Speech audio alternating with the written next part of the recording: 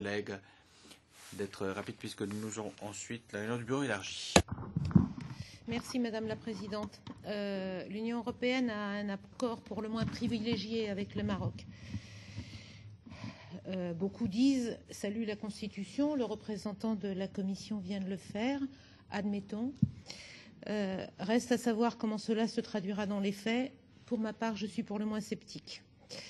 Comme cela a déjà été dit, le système est toujours un système de monarchie absolue et je vais prendre quelques exemples. Je mettrai à part la question du Sahara occidental, qui en soi est un problème. Je soulignerai que le Maroc a ratifié certaines conventions internationales, mais que la peine de mort y est toujours appliquée. La liberté de presse a été évoquée par mon collègue, je n'y reviendrai pas. La situation dans les prisons reste dramatique. Et les jeunes qui ont été les organisateurs du mouvement du 20 février sont très nombreux à être en prison dans des conditions qui sont particulièrement dramatiques et sur lesquelles nous avons été alertés. Pour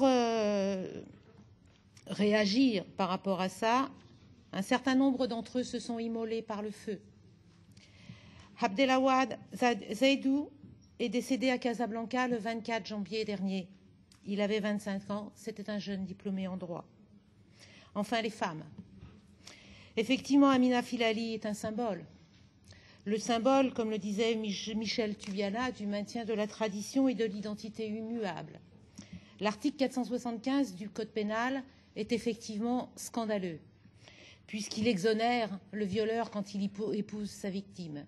Mais plus scandaleux encore est le fait que le magistrat chargé de l'affaire a recommandé à la jeune femme, comme seule consolation, d'épouser son violeur.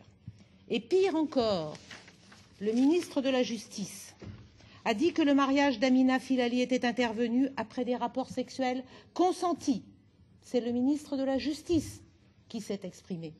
Et c'est notamment ces déclarations du ministère de la Justice qui ont provoqué la manifestation.